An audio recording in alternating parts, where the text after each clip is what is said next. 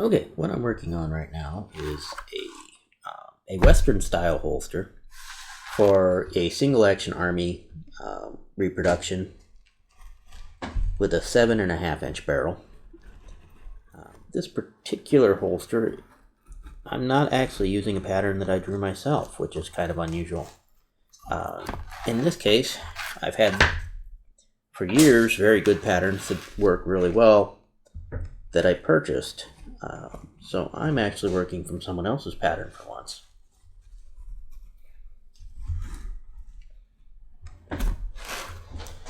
And the pattern that I'm working from is, there's a maker, I think that's Gormley. I've never actually heard how to pronounce his name. But this is his El Dorado rig pattern, which is based on John Wayne's holsters. And it was the style that was requested by the person who wants the holster. Or actually, by the person who's buying the holster for her boyfriend, in this case. But anyway, Ron. The only difference is going to be that on the strap that crosses across the front of the holster and binds the belt loop, the skirt part, down onto the back of the holster, they want some cartridge loops added on there. So that's going to be a little bit of an alteration from Mr. Gormley's pattern. Otherwise, we're just going to go with what he has on the paper there. So, I'm cutting this out from 6 to 7 ounce leather. And it's actually going to be 2 layers of 6 to 7 ounce leather. So it's going to be a big, thick, heavy holster. But they're going to be back to back to line it. The original pattern says 8 to 9 with a 4 to 5 for a liner, which I also probably could have had from the leather I have around here. But I like to use the same leather from the same hide if I can, so that when I've got this part that's folded down to be the belt loop, it comes out the same color as the rest of the holster. Not as big a deal on some other types of holsters where you don't get to see that as much. But this style, when you've got it folded together and folded down, you're going to see up here this whole part is going to be the lining leather. And you want that to come out the same color as the front, so it's really best to use the same piece of leather. So, thus, 2 layers of 6 to 7 rather than 8 to 9 plus a 4 to 5 for the liner.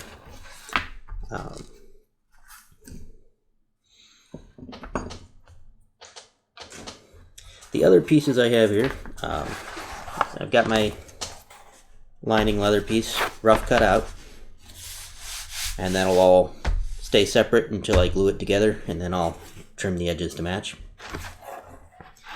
I've got my part that's going to be the loops, and I cut a piece to be a liner for that. I may wind up cutting a thinner piece to line that. That might be too much to wrap around. And then I have a strip here to be the cartridge loops. This is about 4 to 5 ounce leather, and it is 3/4 of an inch wide. And we'll mark it up for where the cartridge loops need to be stitched on just a bit. Okay, went through the scrap bin and found a piece that's thinner to line this with, because, yeah, I think making that 12 ounces is just not going to be a good idea. So we'll go ahead and make this strap a little bit thinner by using a piece of 4 to 5 for the liner. A couple ounces will make a difference.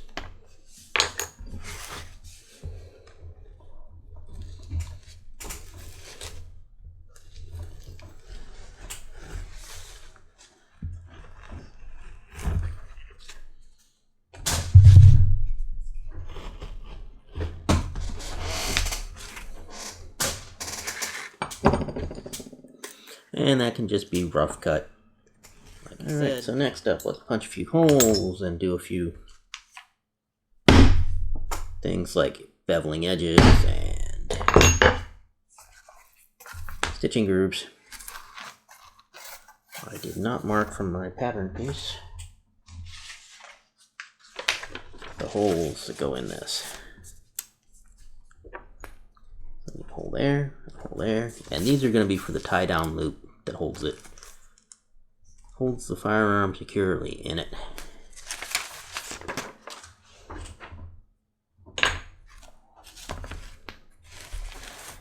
Whereas these are just rivet holes down here for putting that loop on.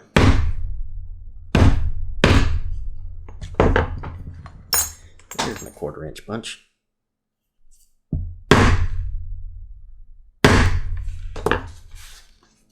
Okay, now a stitching groove, and because I'm lining it, the stitching groove needs to go not just across the front, but needs to go all the way around the bottom and all the way across around this top part.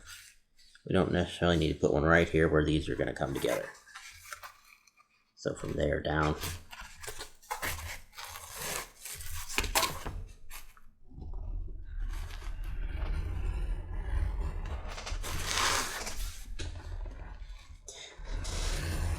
Of course, if you're hand stitching, you will want to put one all the way around.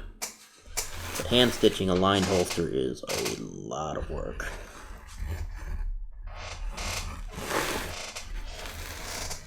That's why I bought that expensive machine down in the basement. And this piece may or may not actually need to be stitched, and you may not even really need to line it like I'm doing. But since I am lining it, I will stitch around the edges of it as well. Same with edge beveling. It's going to be lined, so edge beveling only needs to be on the front.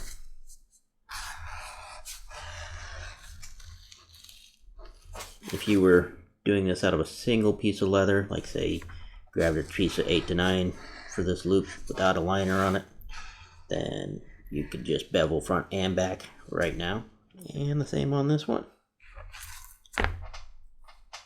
Front needs to be beveled all the way around. Back does not need to be beveled right now. So I'm going to put some cartridge loops on this part. And for that, I've got this little block. And what this is I basically measure out this direction is how wide it needs to be on here. And the long ways on it is how wide the part that actually becomes the loop needs to be so that you can have it bumped up. So basically I can use this to mark where my stitching goes on this piece and then where my stitching goes on the part that's going to be the cartridge loop as I stitch it on. So first off, let's go ahead and take some corners off of these with the edge beveler just to make everything go a little bit smoother later on. Cartridges slide in and out easier if the edges are beveled. Actually, let's go ahead and take the corners off right here. Just a little bit.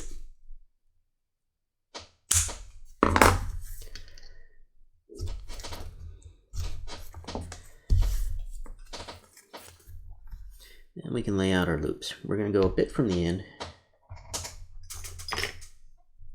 We're going to mark a line where we would want a stitching group, or stitch line to be. And then we just use the other side of this to mark the next line. And we do that for 6 different loops.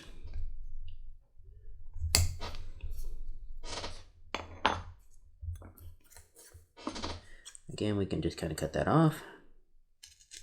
Leave a little bit there for outside the stitches, cut some corners. Bevel that end a little bit. Alright, that's my piece that's going to be the cartridge loops. Now I'll do the same thing I'll mark on this, only from this one I'm going to work from the center out. So that's just going to sit on the holster. And I'm going to have a center line somewhere around in here. And we'll use that as our guide for where to mark things.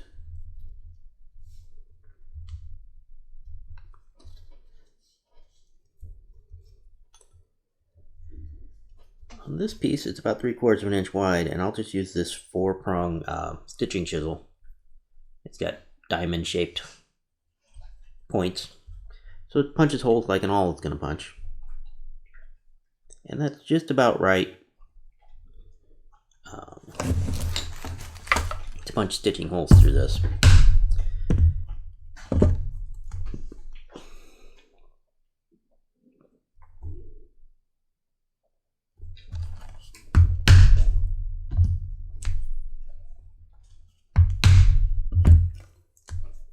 do make these with different numbers of holes and different widths of holes, so that space between them.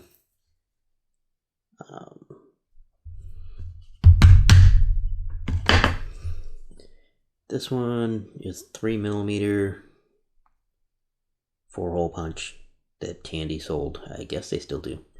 And like I said, it works just about fine for this. And then I've got a 3mm 6-hole punch that you can also use that punches on either side. And that's what I'm going to use on this side, because I like to stitch where I have one hole, one stitch on the outside of it, and then it goes past this and it'll actually cover over these. So this is going to go right up into my stitching on the sides there.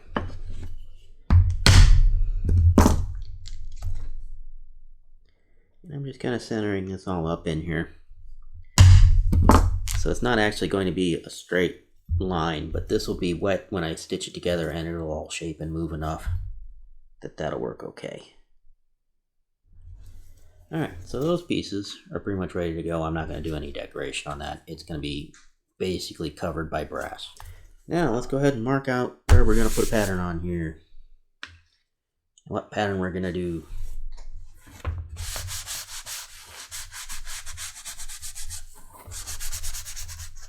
Okay, the pattern that was requested was a barbed wire border. I'm going to do kind of some lines on either side of it that I'm going to cut and bevel, and then I'm going to just put the barbed wire down through the middle of it rather than just plain barbed wire on it, because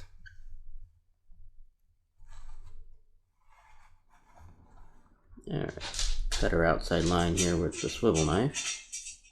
The weird noises you're going to be hearing are a dog that's decided to be restless tonight.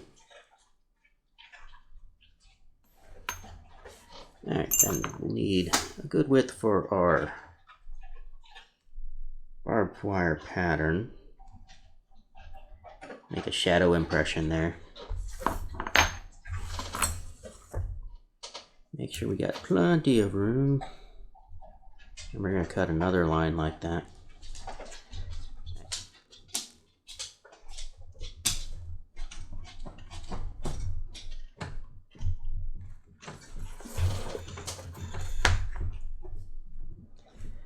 On the corners, I'm going to do what I'm thinking of as fence posts.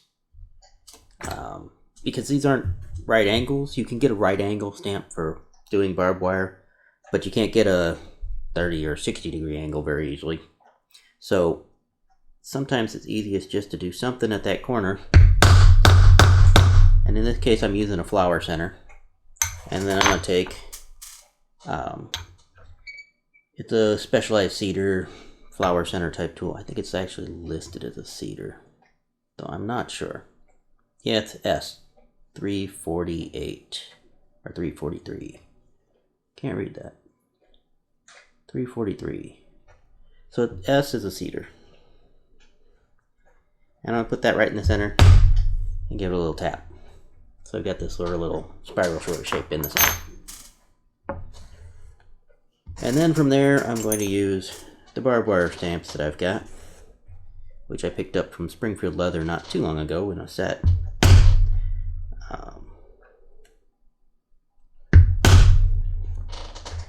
And just kind of get everything sort of centered up.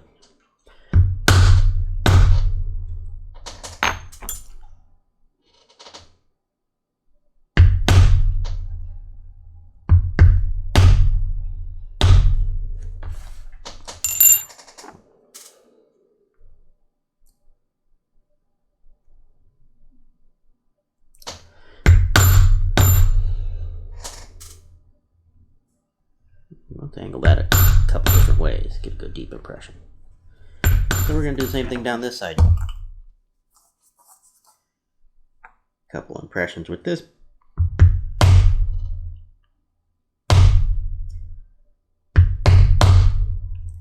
And an impression with this tool.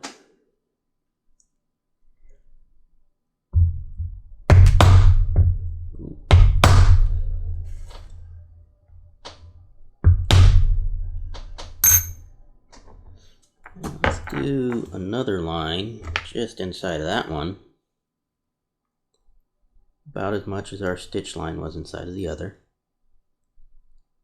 or if the other one was inside of the stitch line. And we'll just kind of run around again.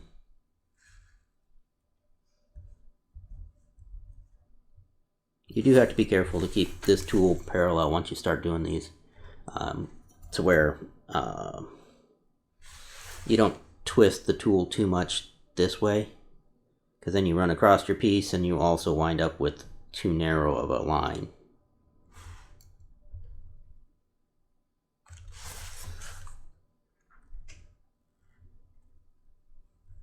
I'm going to bevel on this. I'm going to bevel the inside of this line to make this a lower area, leave this wide, leave this up, and bevel inside this to where it looks like the barbed wire is set down in a lower panel.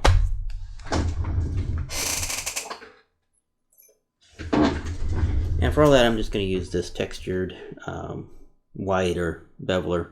I got 971 on this, which may or may not be accurate because I have way too much of a tendency to take other bevelers and make my own texture on them. So I don't know if that was a textured one to start with or a smooth one to start with.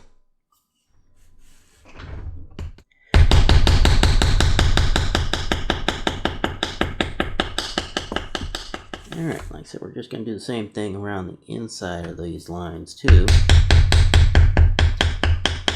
Being a little careful not to squish our barbed wire.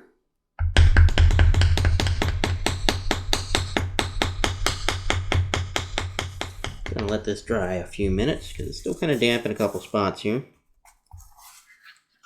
And then I'll come back and put some finish on it. Where actually, in this case, I'm going to do a resist antique and then another finish. So it's going to be a finish, an antique, another finish. Alright, I'm going to use old-fashioned neat lac here as my resist type finish. Kind of a Sheridan style way of doing things. I do have a new can of it that I picked up from ST Leather here in St. Louis. I go there in person and pick stuff up, but they're apparently clear lac, neat lac. It's LCI, I think, leather. I don't remember what they're called, but there's a company that still makes it, and ST carries it. A couple other places as well.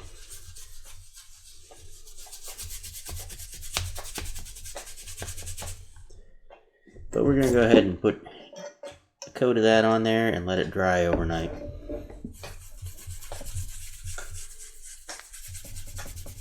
Alright, now that this is dried overnight, we've got a nice even tone to it, I'm going to use, this is some British tan antique stain. And in this case, obviously it's the Phoebing's Paste Antique. And we're just going to use that to kind of fill in some gaps. Get a nice gold tone to it. And before it has too much chance to dry, I'm going to wipe some of it off. Just to get off those upper surfaces. You don't want to push down real hard and get into the cracks and crevices. I have heard of people also just wrapping a ruler with paper towels to do this. Instead of dragging it across.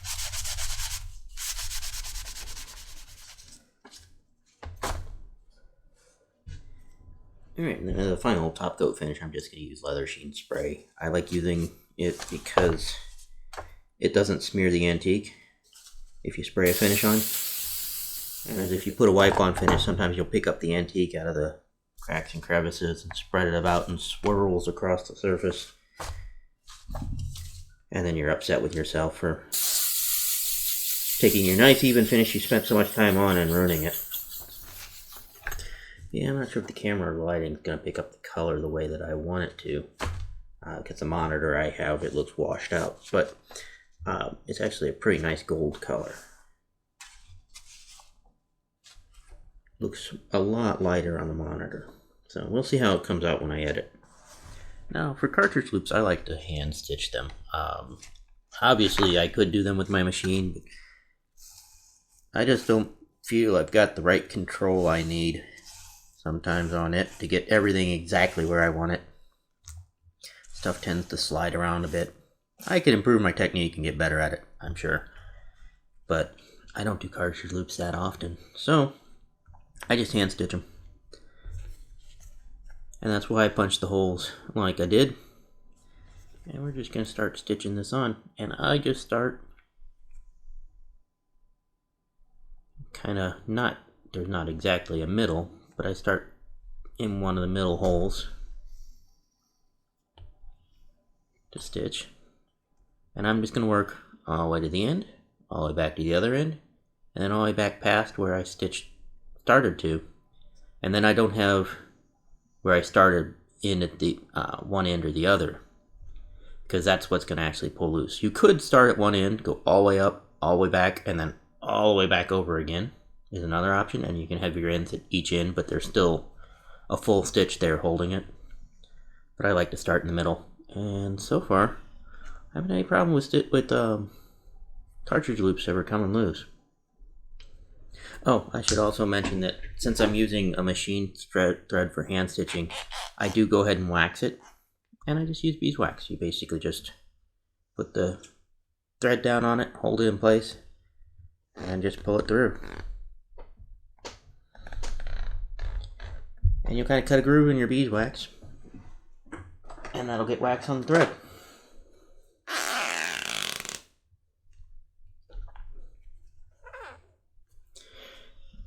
And that'll help keep the thread from wearing or unraveling or anything like that while you're stitching with it. I don't have any 45 Colt to shape these loops with. I do have 45 ACP. That's actually slightly different in that 45 ACP is only right back here, the same size as 45 Colt. And then of course 45 ACP doesn't have the rim. But if 45 ACP fits basically and slides through it, 45 Colt will fit in it and the rim will catch. So gluing this liner on will make it to where if I ever have to repair these cartridge loops it would be more difficult, but like I said, I've never really had to do that, so I'm not that concerned, and I think it'll actually make them hold better having them glued between layers like that. Yep, I see no reason not to just glue that liner on there. I'm going to not put glue right here because I'm planning on not punching these holes all the way through so we don't have the part of the leather loop on the inside of the holster. I'm just going to run it through with a needle, a big lacing needle from the outside. So now, as I do with a lot of larger pieces as I'm gluing them, I'm just going to use, I've got this leather scrap that's got glue all over it because I've been using it for this so many times, and I'm just going to scrape it around and spread the glue nice and thin. Okay, so got cement on both of these pieces. I'm going to go ahead and put them together, and just like I do with a lot of holsters, again I'm going to kind of try and put this together, fold it a bit. The trick to that is making sure you're going to be able to line up all these pieces where they need to be after it's folded some, which is why the liner is shaped the way it is. So this piece is going to fold down, so I want to fold it,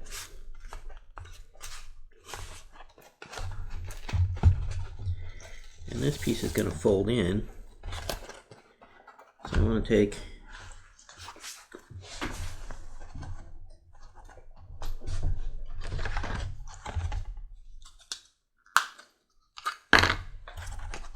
trim knife and cut that to let it move.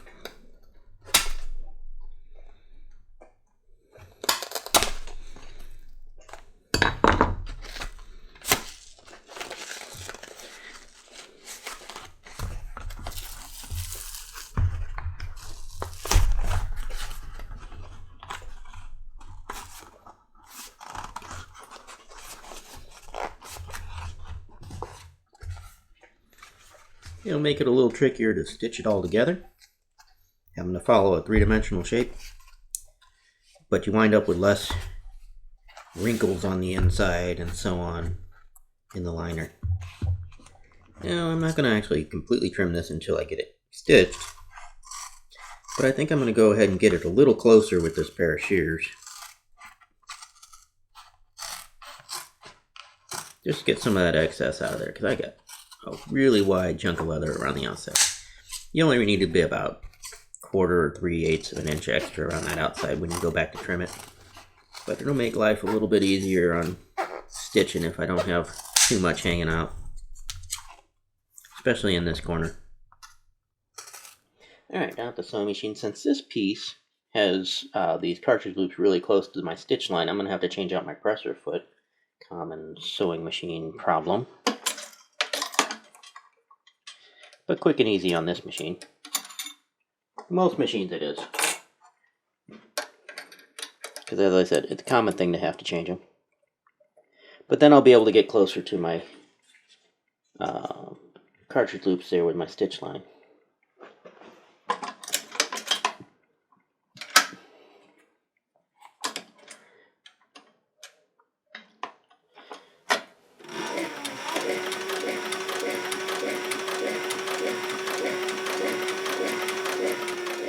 Holster. We're going to change back to our other presser foot.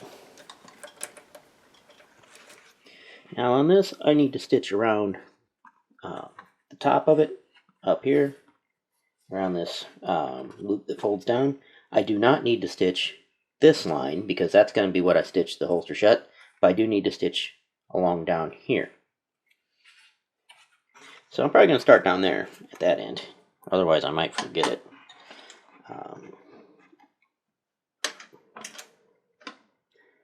And that's going to be a standard stitch backwards, stitch forward, stitch backwards type of seam.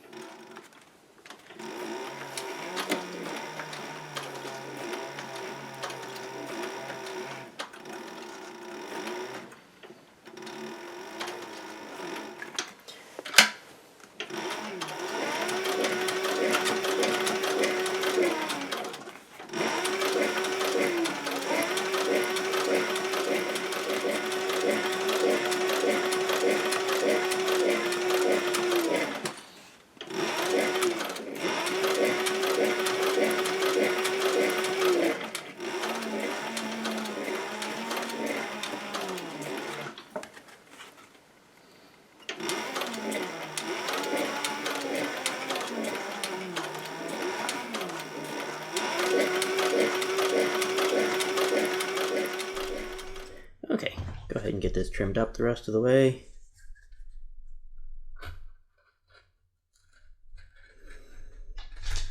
And I should be good to finish putting it together. But first I'll have to go out and do something with the dog because he's impatient at the moment. Alright, and then let's trim this piece up.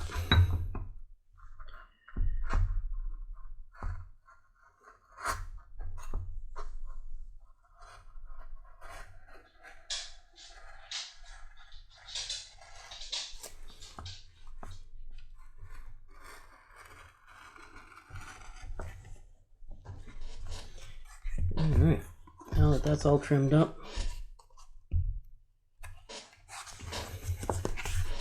I can start working on the final assembly and finishing up the edges. So first step, finishing up top and bottom edges, and then I'll stitch this together and I'll be able to finish this edge. Okay, let's bevel some edges and work on getting this all finished up.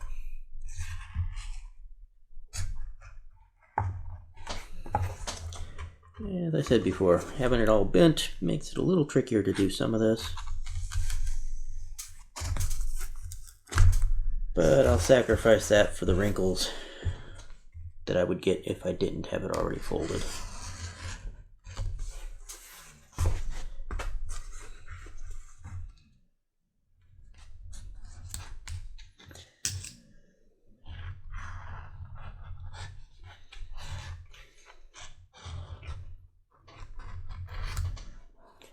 And for that, we're going to start with this really dark brown dye called Show Brown. And just go around those edges.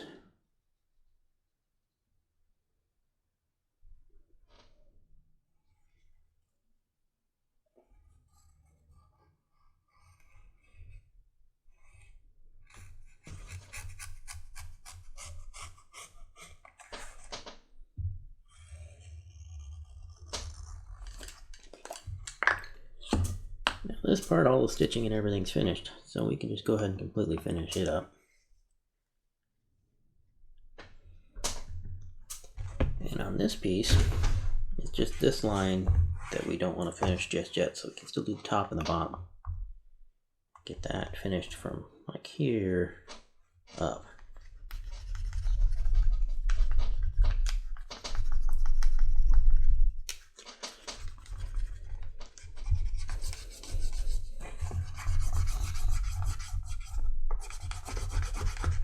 Okay, once those are nice and smooth and all finished up, now it's time to go downstairs and stick this together. First I'm going to toss a little bit of glue in there so I can kind of glue it in place a bit and make sure that I've got it the way I want it before I go down and actually sew it. So let's go ahead and take this and rough it up a bit.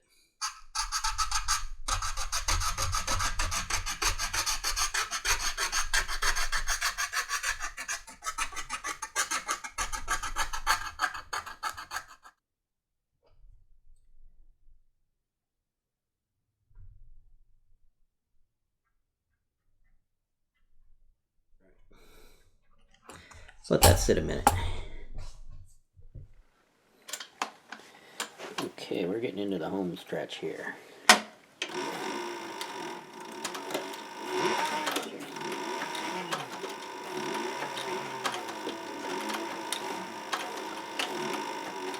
There.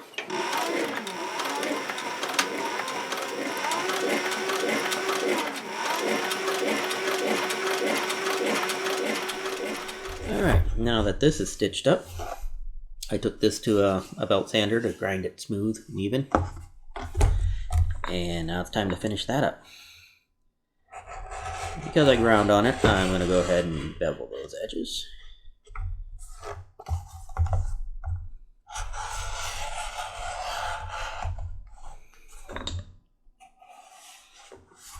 And re-dye them, and then put some gum trag on there and slick them.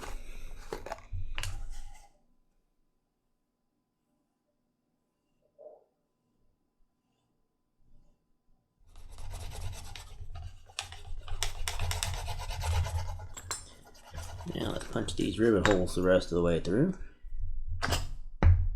And the lining piece there. And the same with these two.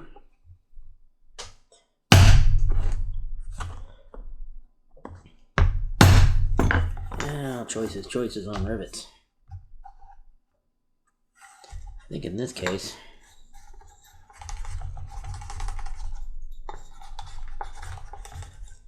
I'm going to go with the traditional copper rivets.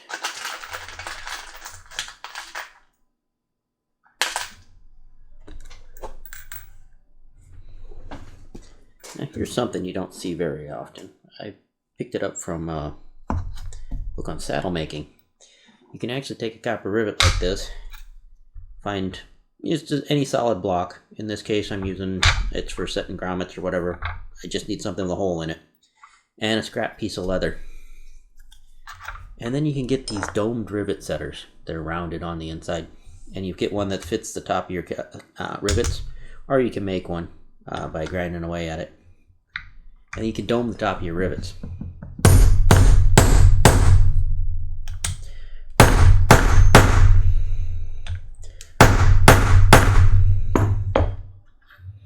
Just kind of rolls down that outer edge and gives it a nice neat look. Alright, so I wet this down just a little bit. I didn't completely soak it, but it's wet enough that it's more flexible than it was. And I've got this non-functioning replica. It's not even like a good replica peacemaker, but it's the right size and shape. But it's very obviously a non-functioning, I wouldn't call it a toy, but close enough. So anyway, we're going to use that to shape it.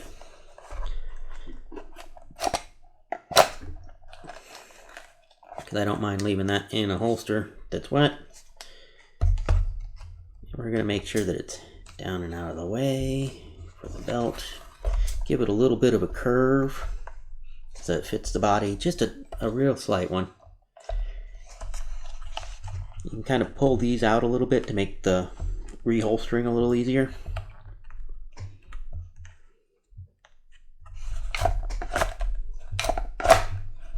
And of course, our cartridge loops got wet, so I'm going to stuff some cartridges back in those to make sure that they don't stretch out too much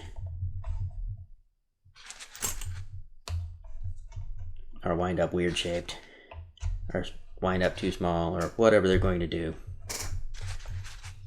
Alright, so now all I've got to do is the tie down loop, the hammer loop. Alright, now for a hammer loop, I'm going to cut something plenty long, and it's just going to start with a taper. You could be real precise about this if you really wanted to, but I'm usually not. And we're going to go up to a big wide section, and then I'll trim it from there.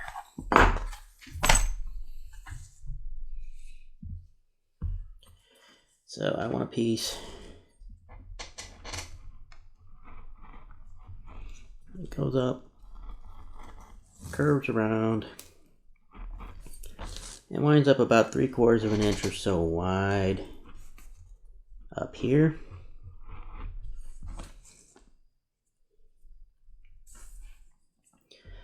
That piece is going to be, oh, I don't know, 1.25 inches or 1.5 inches before it starts to taper down.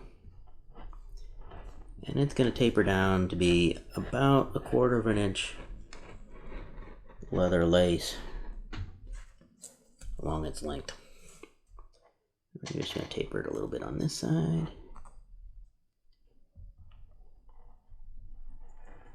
A little wider than 1/4 inch there, but that'll do.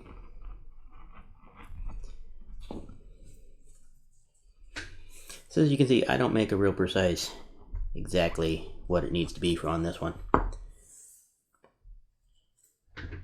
And then we're just going to take punch a couple holes in that and cut between them, or you can just take a bag punch, an oblong punch, they're sometimes called.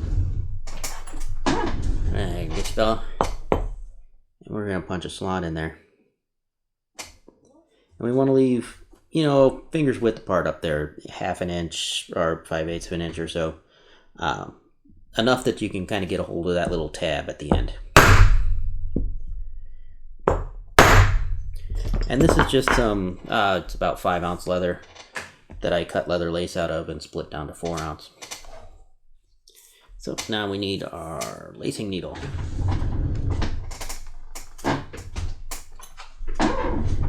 Big brass jumbo Permalock lacing needle. Now let's cut that end a little square.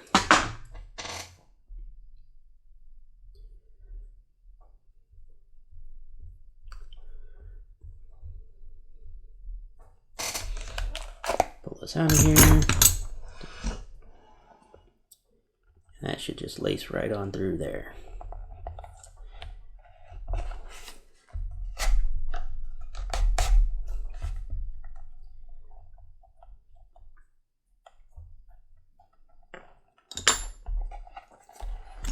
And put that back in. Find the point where it fits. A little less than that.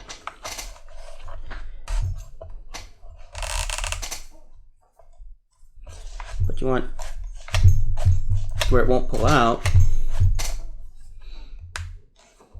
but where it easily pops over the hammer loop.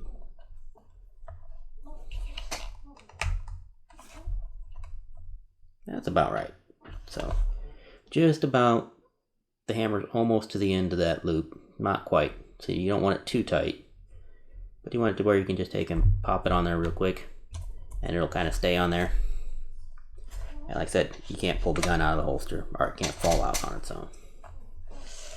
And we're just going to take our extra here and tuck it down here, down the back of the holster. Now I just got to get some nice pretty pictures of it in the daylight.